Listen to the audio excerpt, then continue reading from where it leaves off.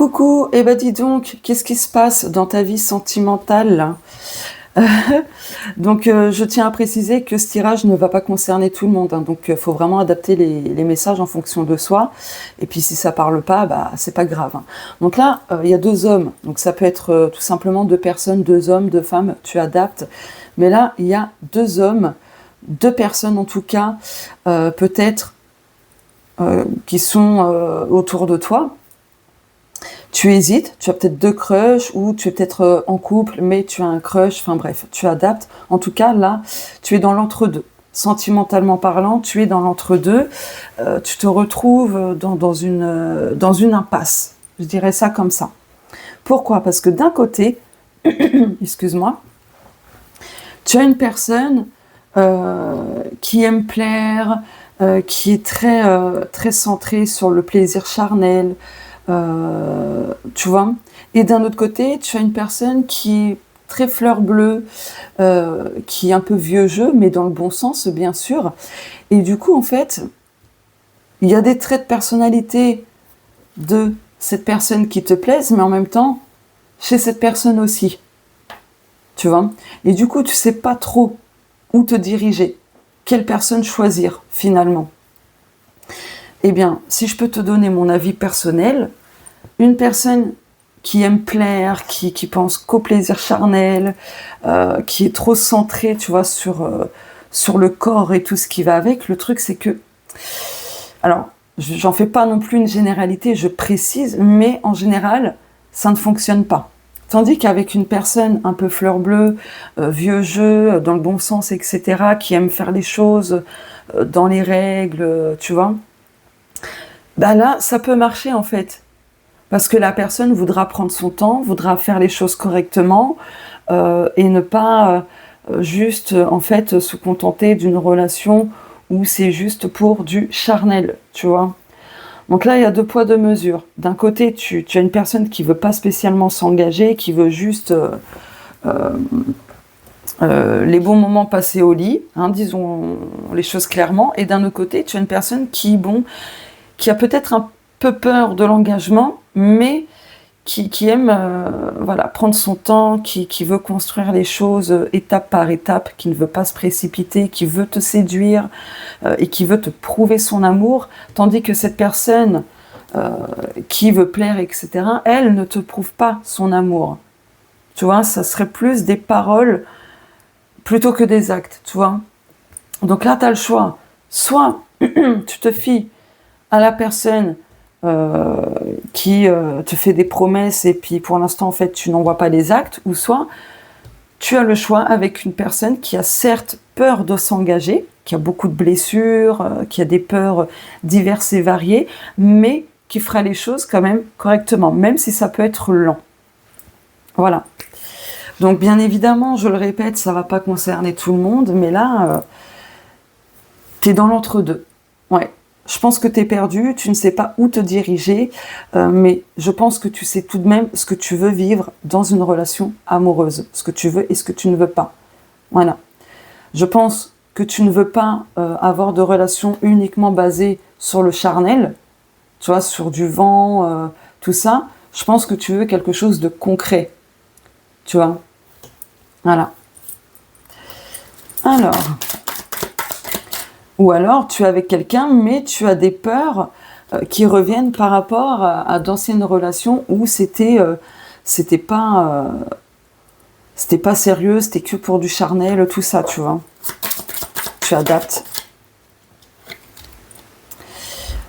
On a les racines. Donc, il y a un lien transgénérationnel, là, très clairement. Là, tes blocages, tes schémas répétitifs... au niveau amoureux, c'est en lien avec le transgénérationnel. Donc du coup, là, les blocages, les choses que tu revis sans cesse, c'est en lien avec ça. Tu portes des choses que tes ancêtres ont vécues, sur le plan sentimental. Et ça fait longtemps que ça dure. Ça fait très longtemps que ça dure. Du coup, là, tu as besoin de te pencher sur le transgénérationnel pour que les choses puissent avancer.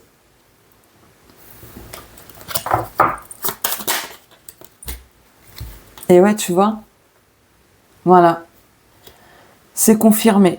là, faut vraiment que tu te penches là-dessus. Parce que sinon, en fait, malheureusement, après, c'est pas de ta faute, hein, je te le dis, mais tu vas répéter encore les mêmes schémas amoureux. Tomber sur des personnes superbes, sincères, saines, mais qui ont peur de l'engagement, qui prennent trop de temps, ou tu vois, c'est ce genre de choses. Voilà les mémoires. Il y a des mémoires ancestrales, il y a des mémoires familiales, il y a quelque chose du passé qui se répète en boucle.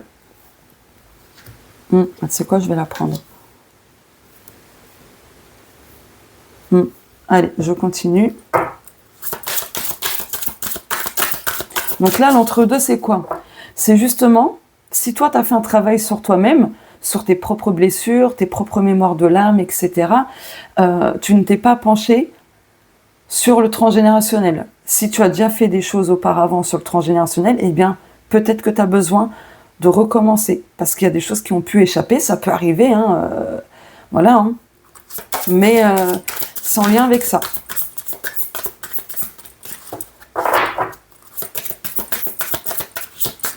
Oula, alors attends. Là, on a l'entourage. Donc, peut-être que tu es influencé par ton entourage aussi. Eh ouais. Mais ton environnement peut aussi impacter ta vie sentimentale. Si tu n'es pas dans un environnement sain ou autre, ça peut t'impacter sentimentalement.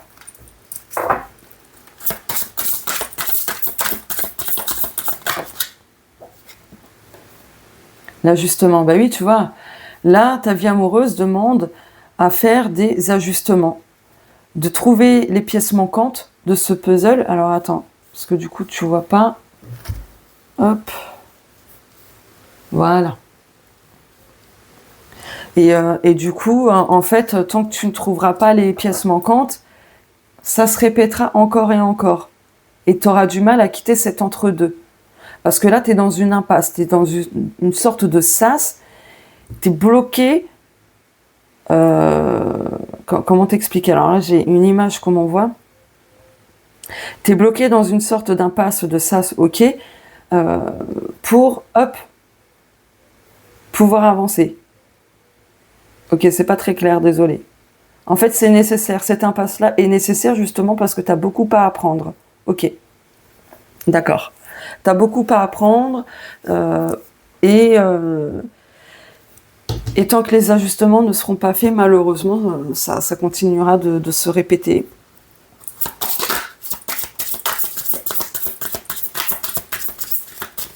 Oula, oula.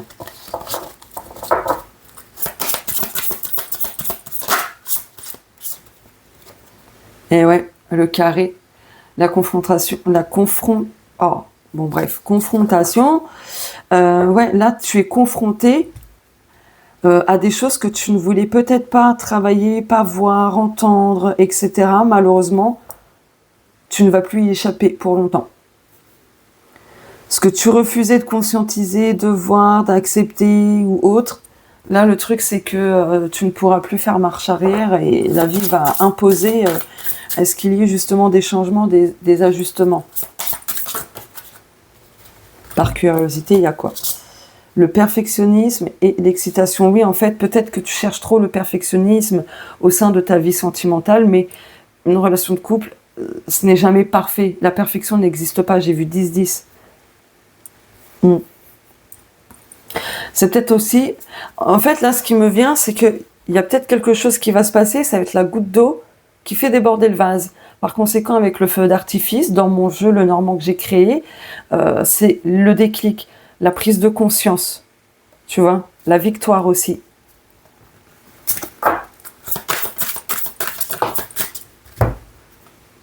L'apprentissage, je t'en parlais. Voilà. Tu es dans l'entre-deux parce que tu as des choses à apprendre, à conscientiser. Il y a des enseignements importants pour la suite de ton cheminement. Et tu vois, là, le sas dont je te parlais, l'impasse, justement, tu es bloqué parce que y a des choses que tu ne veux pas voir, pas entendre, etc. Peut-être que tu en as marre d'entendre certaines choses. Mais là, en fait, l'acceptation va t'aider à enfin sortir de cette impasse, de ce sas. J'ai vu 11-11. Pour traverser ce petit pont et te diriger vers la lumière, grosso modo. Ok. La sexualité, la communication, la jalousie, l'union. Je vais prendre mes bois divinatoires. Hop. Je ferme les yeux.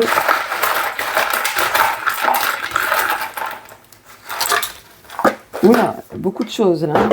C'est Vénus, je crois, non? Oui, c'est Vénus. Tu vois? On a Vénus, le nœud nord, on a Pluton. Ah, on a Chiron. Donc il y a une guérison au niveau sentimental qui demande à être faite, recevoir. Les signes. Oh, tu reçois déjà des signes pour ta vie amoureuse. Hein. Et les signes sont quand même plutôt clairs hein, et précis. Mais justement, c'est peut-être ça que tu refuses de voir. Tu vois? Une sorte de déni, tout ça, te convaincre de certaines choses et qu'en fait, non, ce n'est pas la réalité. Donc là, il y a de gros changements profonds qui vont se faire au sein de ta vie amoureuse pour ta propre guérison, pour te diriger vers une nouvelle direction beaucoup plus alignée. Voilà. Peut-être que tu entretiens une relation qui ne t'est plus favorable et que cet entre-deux concerne la personne qui t'est vraiment destinée, qui te correspond vraiment. Ça peut être ça aussi. Hein. Voilà, c'est pas forcément que tu hésites entre deux personnes. Ça peut être tout simplement, voilà, rester dans une relation qui ne te correspond plus, qui est peut-être toxique, en tout cas qui ne te nourrit plus, tout ça, qui n'est plus aligné. Et du coup, tant que tu resteras dans cette relation-là, ça t'empêchera d'attirer la personne qui est faite pour toi. Alors je dirais que, grosso modo, toutes les personnes qu'on a rencontrées sur le plan sentimental nous correspondaient sur le moment. Je dis bien sur le moment parce qu'il y avait des choses à comprendre, à apprendre, et j'en passe, tu vois. Mais là, je te parle plus d'une personne qui est vraiment saine pour toi. Voilà. Mais même si la personne peut être saine, aucune relation n'est parfaite. Ne l'oublie pas. Tu sais quoi? Je vais en reprendre.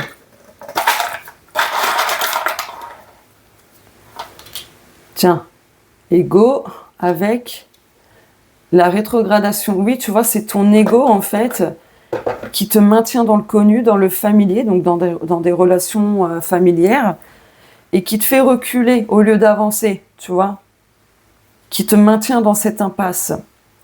Et justement, là, le petit défi, ou le gros défi, comme tu le veux, c'est justement de ne plus laisser ton ego prendre le dessus, parce que lui, il t'empêche d'avancer, il te maintient dans quelque chose de connu. Donc voilà. Après, par rapport au transgénérationnel, peut-être que tu as grandi en ayant été témoin que, je sais pas, tes parents ou oncle, tante, peu importe, grands-parents, tu adapteras, où c'était pas la rose, tout ça, mais qui restait quand même, par habitude, pour X raisons, etc. Et du coup, dans ton inconscient, ça s'est inscrit, ancré. Donc là, on parle d'héritage invisible. Parce que quand on a été témoin de choses aussi, dans l'enfance, etc., ça a développé des croyances, des choses dans notre inconscient, et du coup, ça reste un héritage invisible en psychogénéalogie. Bon, ce n'est pas que ça, hein, mais voilà. Donc ouais, du coup, c'est peut-être pour ça aussi. Hein.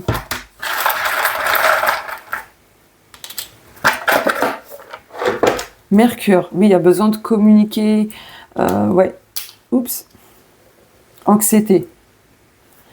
Ah, là, tu as peut-être des doutes, des craintes, des angoisses par rapport à ta vie amoureuse et il serait bien, justement, d'en parler à quelqu'un, voilà, d'extérieur à toi pour avoir en fait une communication, comment dire, juste et pas en fait, ne pas en parler à quelqu'un qui sera dans la complaisance. Qui va te dire ce que tu veux entendre, tu vois pas ce que je veux dire, bah voilà. Mais là, du coup, ouais. Si tu ressens de l'anxiété, c'est peut-être justement un moyen de ton corps, un moyen de ton corps, de ton âme, etc., pour te faire comprendre que là, il y a quelque chose qui ne va pas dans ta vie sentimentale. Peut-être que tu n'es pas respecté, peut-être que tu es rabaissé, peu importe. Tu adaptes en fonction de toi, de ce que tu traverses, mais voilà. Donc si tu as des petites montées d'anxiété, tout ça, c'est pas anodin, c'est que ton corps te parle et veut justement te transmettre le message que peut-être cette relation dont je te parlais et où tu restes alors que c'est plus aligné à toi, etc. C'est justement le moment de prendre conscience que stop en fait. Peut-être que toi tu restes dans cette relation et que tu fais encore des efforts, des sacrifices, etc. Mais que de l'autre côté, cette personne avec qui tu restes par habitude et autres, elle fait pas d'efforts et justement ton anxiété vient te dire stop, c'est plus possible, ce n'est plus possible. Voilà. Et oui, j'ai envie de reprendre des bois divinatoires.